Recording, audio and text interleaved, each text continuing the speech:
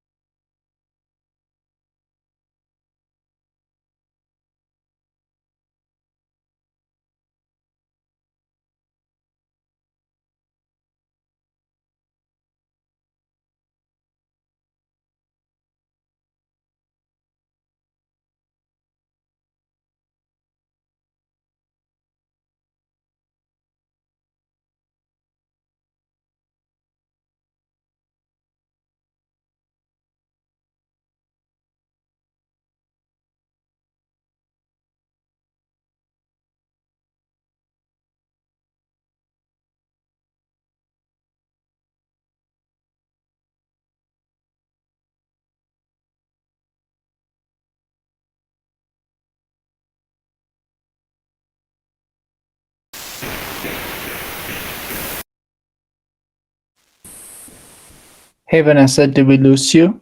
Or you might be still muted.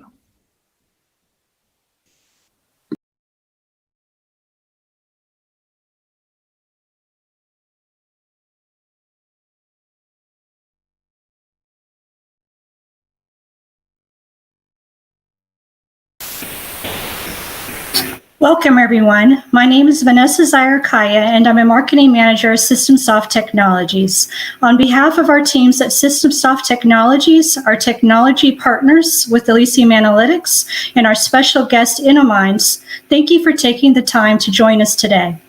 Before we get started, just a couple of housekeeping items. If you find that the presentation is viewing too small, you can enlarge the webinar window by hovering over the presentation screen and clicking on the expand screen icon. Feel free to take some time now to adjust your screen so that you can see it. Also, we will be reserving some time at the end of our presentation for a question and answer session. You can submit your questions you may have at any time during the webinar by posting them through the small window below the presentation screen. All right, let's go ahead and get started. Welcome everyone to today's webinar, where we'll explore the key issues impacting organizations' ability to achieve observability and hear from Innomines on their experiences with observability and how they were able to gain full security coverage and full stack observability at 80% reduced cost. Our speakers today are Arun Kalasapudi, Director of Strategic Partnerships for Innomines, Jens Andreasen, CEO of Elysium Analytics, and Chris Berry, Director of Analytics at Elysium Analytics.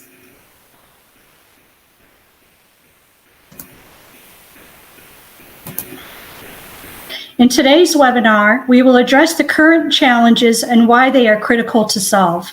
We'll hear from Innomines on specific challenges to their organization, their solution, and the outcomes. And we'll hear from Elysium Analytics on their capabilities of their observability solution and how they can help. Jens, I will hand it over to you now to kick us off. Thank you, Vanessa. Hi, everybody. This is Jens Andreasen. I'm the CEO of Elysium Analytics. Yeah, we're definitely in a time of constant change. We see companies going through rapid digital transformation with an unprecedented shift in business and operational models, moving towards cloud computing and cloud applications.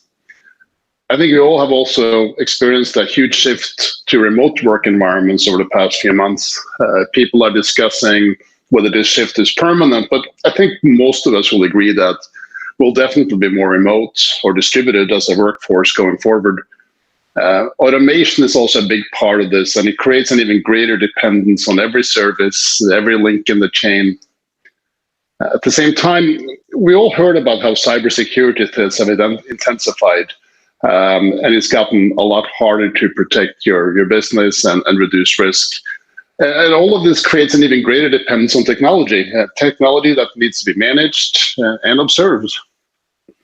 Now, teams managing IT operations and security, they must provide agility, security, and responsiveness. And to provide this, you need to fully understand what's happening in your network.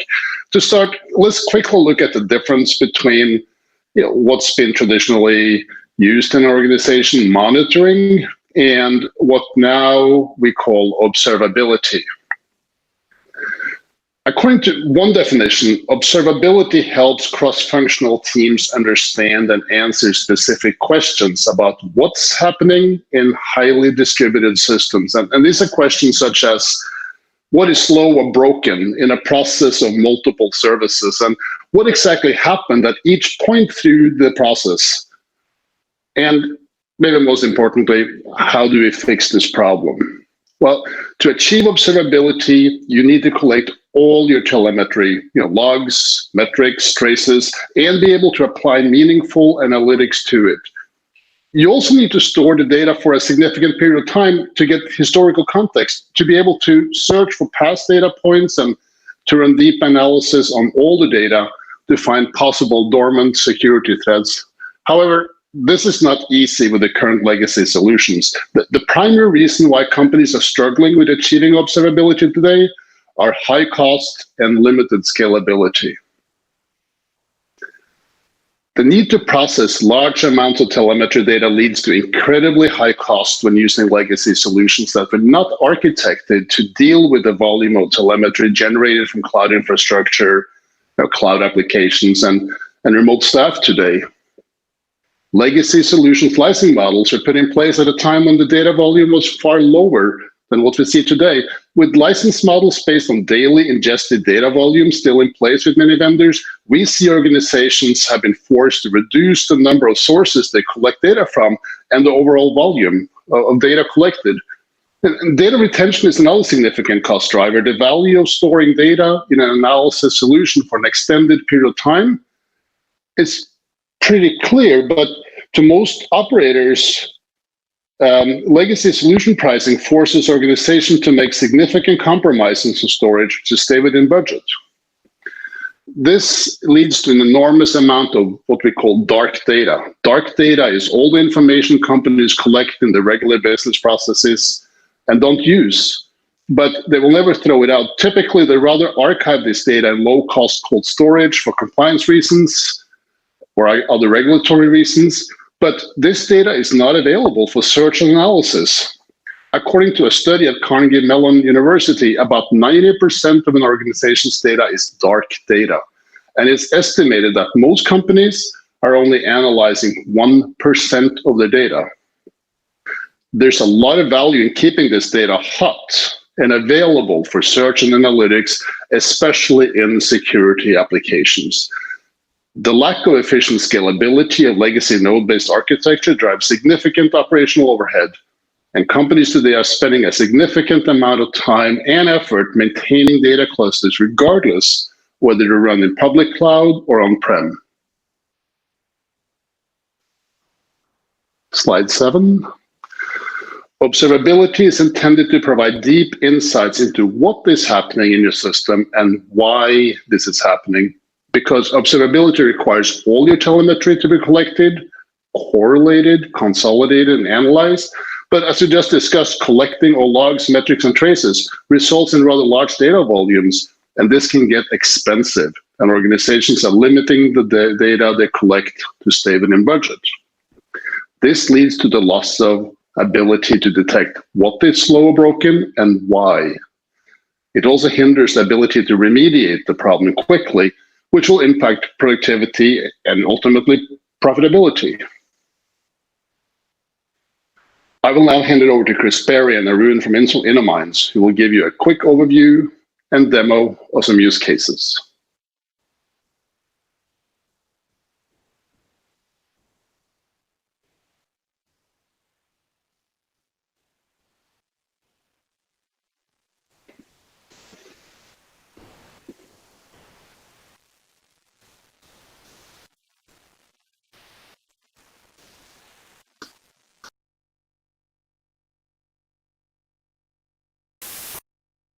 Hi, sorry about that. This is Chris Berry here. Aaron, are you there?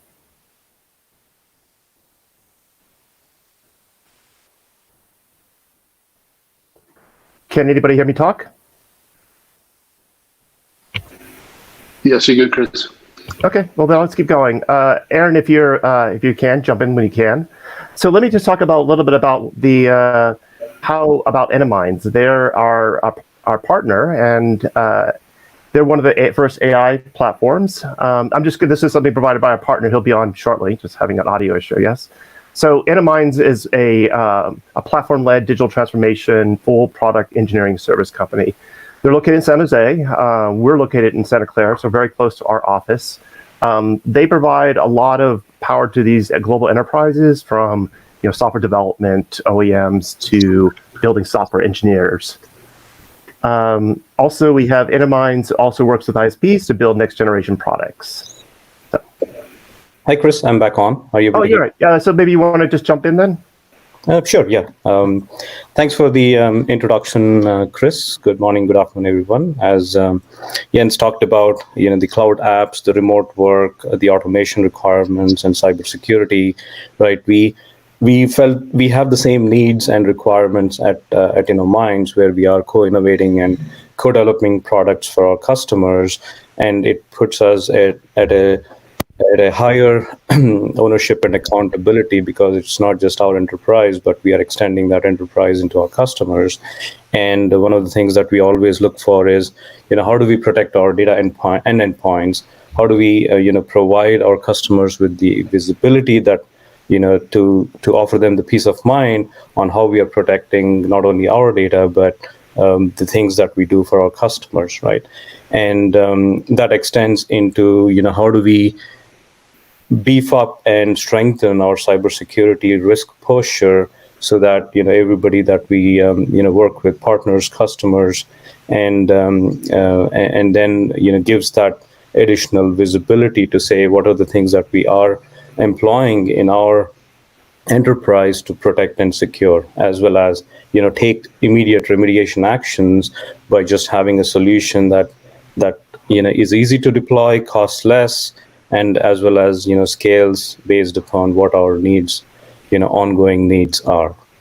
And then next we can talk about some of the benefits of the solution. As I mentioned, we were looking at a cost advantage. We were looking to sort of reduce or pretty much make the operational overhead as close to zero.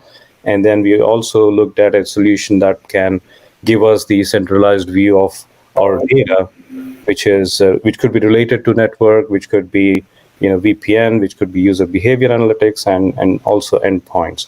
So with Elysium Analytics, we were able to deploy a solution that gave us all of these benefits, right from consumption-based pricing, where we are not logged in with licenses that are unused or unused resources, and sort of underutilized, so we can keep tabs on what is that we are spending, and then what is the value of investment that we get back. And then, being a true SaaS offering, Elysium helped us achieve zero operational overhead, and with a fee and with a cost that is within our budget, right? And then obviously with a rich user interface for both administration and actionable insights, it is ever evolving to help our administration of our data or endpoints so much easier. Hey, Aaron, just to ask you, but one of the things I remember when we talked about this is that you had customers who also were curious about, storing audit data about their projects. That's right. So when it comes to analysis around if certain things have to be audited post-project, then we have a mechanism to go and look at all of the data in a window of time and sort of further drill down and provide these reports on the fly, where traditionally if we had to do that, then it would take a lot of effort and time in order to churn these reports out. Now we just log into the dashboard, we drill down, we exactly know what we are looking for, and it guides us in terms of getting to finding that needle in the haystack that we need to report back on. Awesome. Thank you for sharing, Arn. So let me just then talk a little bit about what we've done as part of the solution here. We are a modern platform, but we're a modern platform that allows Arn and his team to shine the light on blind spots, things that they normally couldn't monitor because of cost. So we were able to collect sort of chatty sources that if you try to pull in Splunk, we'd talk about a 6 or 7 figure number. So we're talking Windows firewalls, EDR, so monitoring solutions. They want something like a Cylance or something, and then they also AV, detect any viruses in there. So all this had to be collected in on premise and then shipped up into a Snowflake cloud, so that we can then use our native Snowflake processes to load that data into their tenant, in which then we can provide the machine learning on their data, so we can then start baselining it. So essentially, what this means is that we look at the behaviors of users and also machines, and we say, is it changing over time and how much? And we identify that. And I'll show a little bit of that in a minute. And then also we leverage data intelligence sharing in Snowflake. So what is that? That's basically, once you have this big community of data sitting in Snowflake, they can actually, customers and partners can open up their data to other customers and to share that. And what that means ultimately is that you have this very kind of quick, wicked way of getting to the data intelligence without having to go to Symantec and download their threat feed and then import it and do that over and over again. It's just sitting in a table. And so that just provides some operational benefits too. Right? So now let me transition over to the demonstration. Share my screen.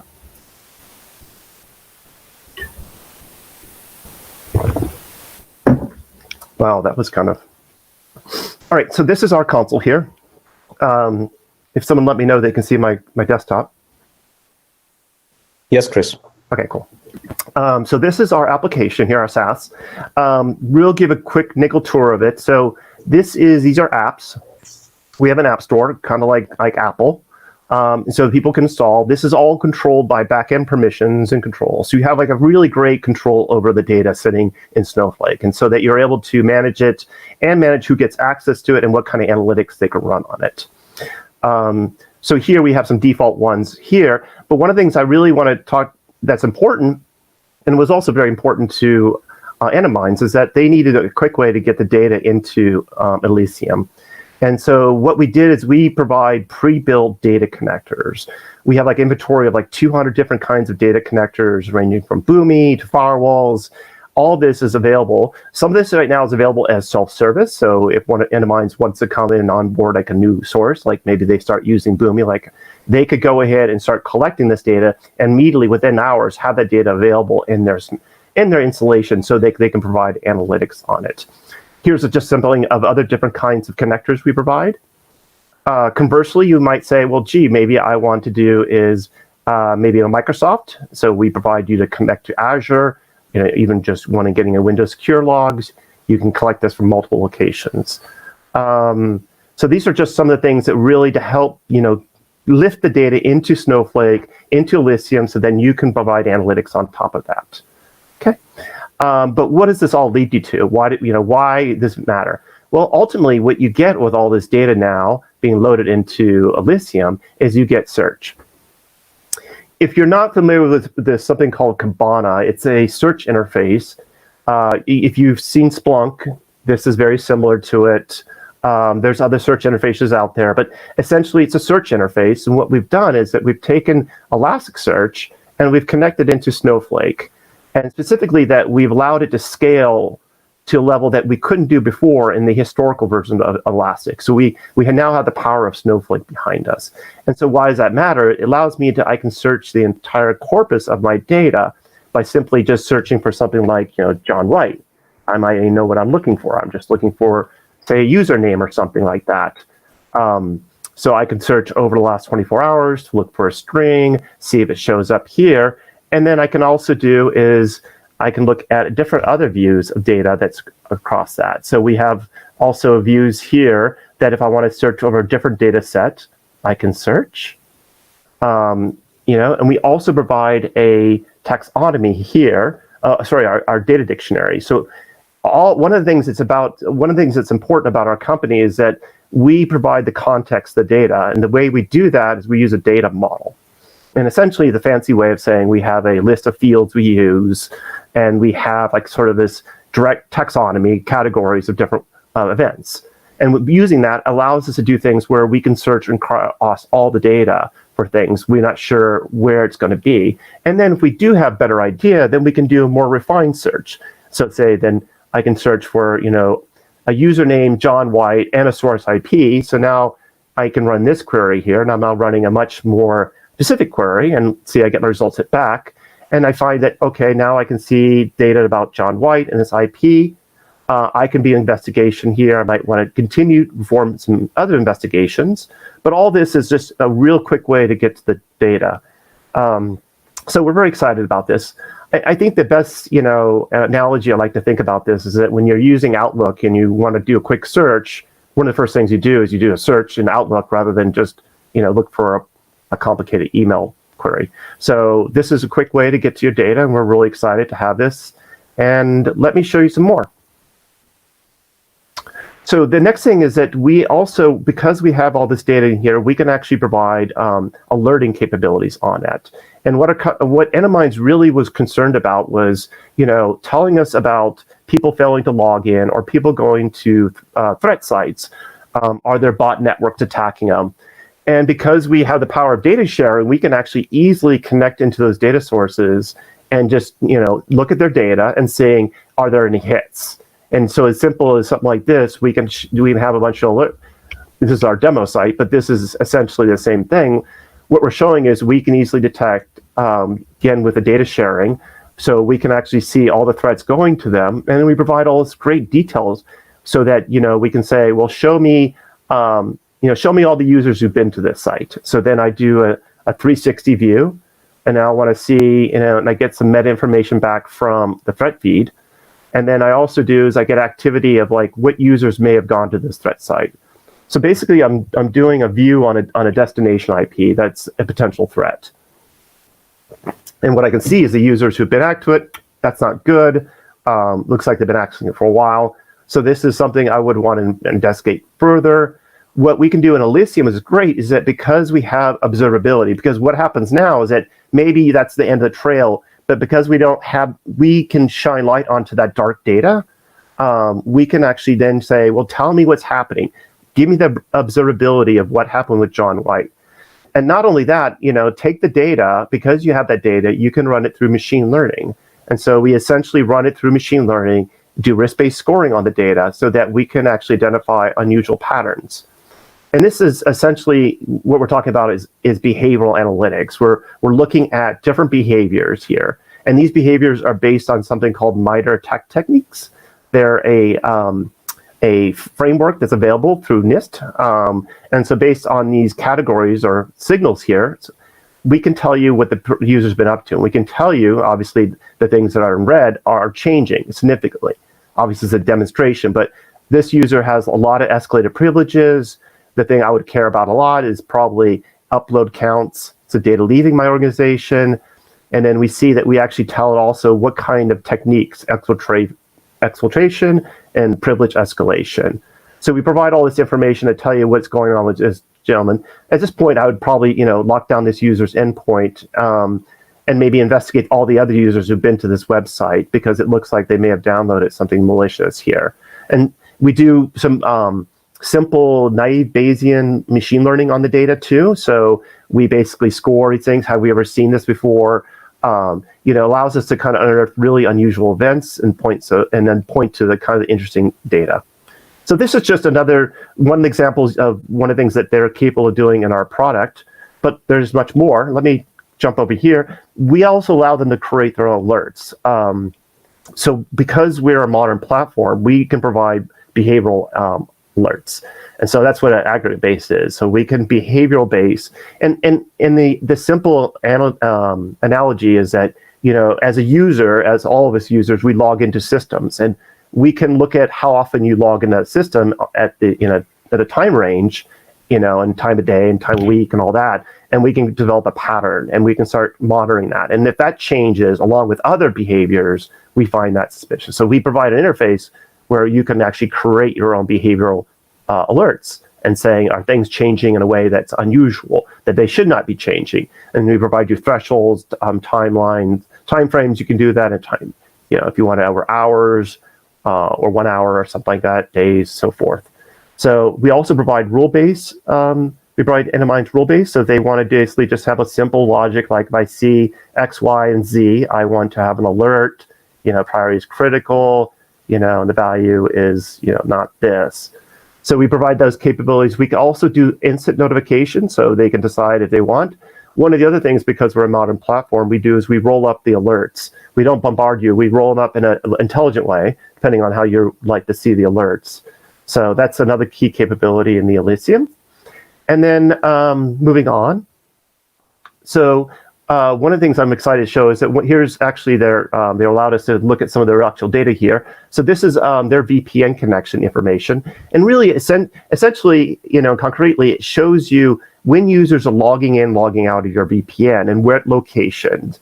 In fact, one of the things, they really liked is the fact that they could see all the users. In this new world, this new paradigm where everybody's remote, I'm remote, we don't know where people are working, but now they know with our Elysium where all their remote people, because we provide that through geo-enrichment. And that's, again, another data sharing provider that's part of our solution. So we can easily, zoom in and identify where users are and drill into that. So really provide them some key insights into users' behaviors and to understand when there's, anomalies and investigate that. So, this is all very exciting. We also do is we provide a graph analytics too, which will be something that's going to be made available in next quarter. So this is something Nminds has, but Aaron has been looking at this and is very excited at this new capability that we're going to release in our next version. And essentially what this allows us to do is to provide really a new way to look at the data. It's really, some way would call this a knowledge graph. And so what I'm doing is I'm just looking on a machine here. We have a machine called Acme CL23. I can look for user.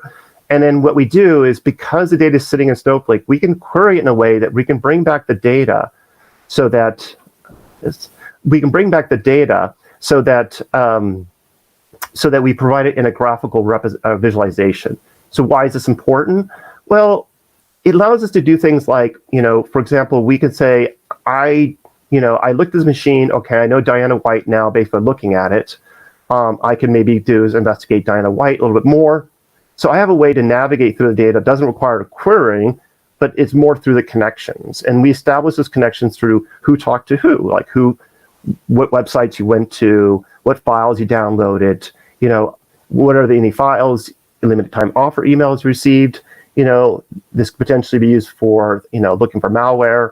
Potentially it could be used for operational use cases. You may have, say, in the Boomi logs, you might, for example, have like execution jobs. You may want to just have a relationship between all the execution jobs in their workflow. But this is basically, okay, now I can see all the users who may have gotten this file or has this file. So I'm interested in, maybe this file is a piece of malware.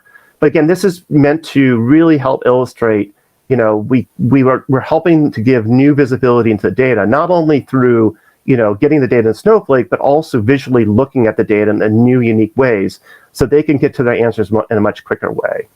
So, so that's basically their all I wanted to show with the interface. Let me turn it back here.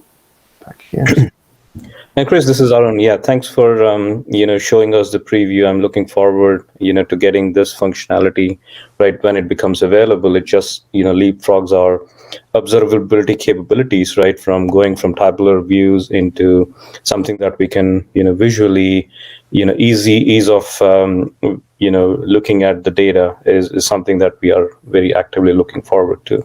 Thanks for making our life much easier. And thank you for being an awesome customer too. So, sounds good. So the next one, you want me to talk about the sort of summarize the results that we have achieved through implementing Elysium? Yeah, I mean, I think we talked together on this. So, I mean, it's what we like, and I think is a cloud native platform. We can see that, you no longer have to worry about, is there, hardware. You don't have to have an operational team managing this system. So a lot of that's taken away with having a cloud native platform. And then I guess for centralized data, maybe you could help me, Arun, just explain why you see the benefits of a centralized data. Yeah, I think it's pulling all of the data so that we don't have to go to different data sources to write queries that sort of gives us patterns of how things are, how users are behaving, what kind of things are happening on the outer edge versus what is could be potentially insider threats and all of these, right? So how do we get that into a centralized visual system that sort of gives us insights into taking quick actions, right? And at the same time it balances things out by the platform is so flexible and easy to use, and it also reduced our cost by almost 80% when we are looking at implementing other solutions or doing things manually. That's where the operational overhead was high. By bringing the solution in, we were able to address the cost, the operational overheads, and then we pay for how much we use, right? So we started with very low data usage, but as we started using the system over weeks, it is elastic to sort of take in all the data that is being generated and then scale up, right? So without having us to go look for new license packs or anything to sort of modify our contracts, right? So that also is an operational overhead that it just scales beautifully, right? So, and then, we are, working with you, Chris, and your team. Thanks for, ongoing support in terms of expanding the use cases, giving us more insights and enhancing. Yeah, or maybe just, we don't only just, hand you the solution. I mean, we are very, would you say we're very consultative in helping with the security too? Right. Yeah, cool. Thank you. Thank you for the great partnership. Yeah. All right. Thank you, Chris. Thank you, Arun. And thanks, everyone, for being a great customer and being willing to come on this webinar. Just to summarize our capabilities, we provide cloud scale observability, and this is super important. And there's a big difference between true cloud scale and being hosted in the cloud, that it's managed by yourself as an end user or the vendor. Running on Snowflake, we have separation of compute and storage, and this is really important because they're typically your storage requirement and your compute requirement doesn't scale linearly, and you don't need a lot of compute all the time. There's no concurrency limitations for search and advanced analytics. With our solution, you get all the compute you need when you need it, and when you're done, it just shuts down and you don't pay for that compute anymore. But you can go from one core to hundreds of cores in seconds, which is very, very powerful if things go sideways and you really need to go in and figure out what happened. And you may have tens or maybe even hundreds of people hitting the data at the same time. Whereas other occasions, there's nobody hitting the data. So that's really, really important. And that's really what makes it cloud scale. And the fact that you can scale out hot storage seamlessly at a very, very low cost compared to other solutions is obviously super important as well, because you want to keep your data for a long time if your budget allows it. And in this case, with the compression we do and the pricing on storage at $23 per terabyte per month, you end up with less than $5, sometimes far less than that per terabyte per month, ingested data. And it's all in one data store. So it's access to all the data all the time. We apply an open data model with a unified schema, stitching the data together across all the sources for advanced analytics and search. And the data model makes it very simple and quick to add new sources going forward as well. You don't have to go back and rebuild everything. You just add the data and it maps to the data model, and you're up and running in a very, very quick time. The data collection, as Chris showed as well, is super simple, very simplified and automated, and it allows you to integrate with all your log sources very quickly. We are very quickly moving towards full self-service of all the sources. Right now, we're pretty far along, but not quite there, but we'll be there in a few weeks or months. And of course, we'll continue to add log sources. But if there are sources you have as a customer that we haven't done already, we will do those very, very quickly for you as well. The ability to do full text search on all the structured and semi-structured data with the interface that Chris showed, Kibana, has made it so much easier to access your data, to search on it, and to dig around and find what you're looking for. The Kibana interface is generally very well known among operators, analysts. So I think it's a big benefit to not have to learn a new syntax and new language. You can just go in and you can do a full text search on all the data. And the fact that we give you insights into all activities across the organization with dashboards. You can customize your own dashboards. We have a large library of dashboards that you can start using right away from the App Store, as Chris showed you. But you can also go in and build your own or modify the ones that we give you. So you have full flexibility on how to visualize this data. And we apply machine learning based on anomaly detection to this data, which is great when it comes to finding things that you're not anticipating, things that you're not aware of. You can't write rules and stuff you're not aware of. So having that machine learning based anomaly detection can be extremely helpful from time to time. And of course, the graph view makes it so much easier to orient yourself or to go into the data and try and figure out, what exactly happened and answer that why question. Why is something slow? Why is something broken? All of that in the cloud scale Zero Operations platform, with the pay-per-usage model, as I mentioned, it's just simplifying life a lot, not having to go back to the CFO and ask for another, few hundred gigabytes per day license. It's a huge break for most of our users. And to just have that seamless, scale up, scale down as you need to. You pay for what you use, and you don't overpay, you don't over license, you don't oversubscribe. You only pay for exactly the resources you use. So we talked about observability and why it's important and why it's a challenge to achieve with legacy solutions. We can help you achieving observability for your organization with our modern architecture that lowers the cost of collecting and processing and storing telemetry data significantly, while at the same time removing pretty much all operational overhead associated with this type of applications, from legacy vendors. With a solution running on Snowflake, it means that we can scale on demand and we can maintain performance no matter what the load is. And the best part is that you can go from one compute to hundreds of cores in seconds, as I mentioned. And when you're done, you will just shut down and you don't pay for compute you don't use. And this will enable you to get deeper insights into all your telemetry data with advanced machine learning analytics, graph views, dashboards, and full text search. And we can help you improve the time to remediation by answering your why questions faster. And we can definitely provide you better remediation workflows. We'd love to sit down with you and have a conversation about how we can help you gain full observability while lowering your cost. And we can give you deeper insights with advanced analytics, search, faster answers, better workflows, improved time to remediation.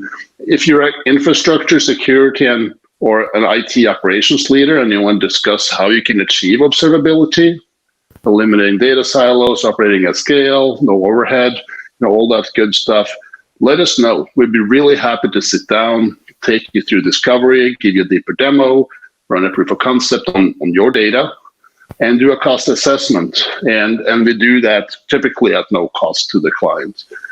To start, we would just set up a 1-hour discovery call and then move quickly through the POC process with the data sources that you want to do the POC on.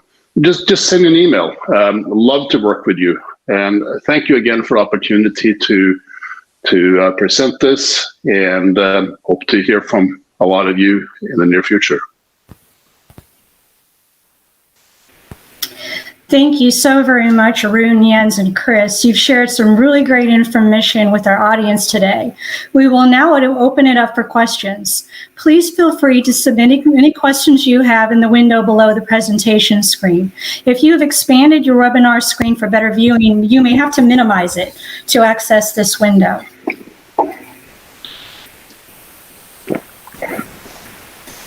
All right, so let's give it a minute as some of the questions start to come in. I believe we have one to start off with. The question is, how long does it take to be up and running with your observability solution? Great question. So it literally takes a matter of just a couple weeks to get you up. With depending on the data sources, if we've already seen the data sources before, and we understand the use case, and yeah, it's a very short time. We have pre-built data connectors, and then we also have already pre-built analytics, so we can deploy both those as part of the service. But the answer is 2 weeks. Excellent. Okay, so our next question is, how do you go about onboarding the data? Great question. Another great question. So the way is, if you saw my video, you saw that we had interface to do that, where you can actually, build your own, you can actually take your data source, upload a little sample to it, and then go through and the process of mapping the data in and getting it into Elysium. So we provide a really simple interface to do that. We know that some data sources are very, very complicated, so those might take a longer time, might require an engineer, but we do provide multiple ways to onboard a data source, and usually it takes 1, maybe 2 days to build a new adapter, a new connector. Thank you. The next question is, we talked a lot about how InnoMinds was able to save on their overall costs. And then Jens, you spoke a lot about how, with the Snowflake platform, you were able to help, organizations lower their costs. So the question is, how do you help achieve lower costs?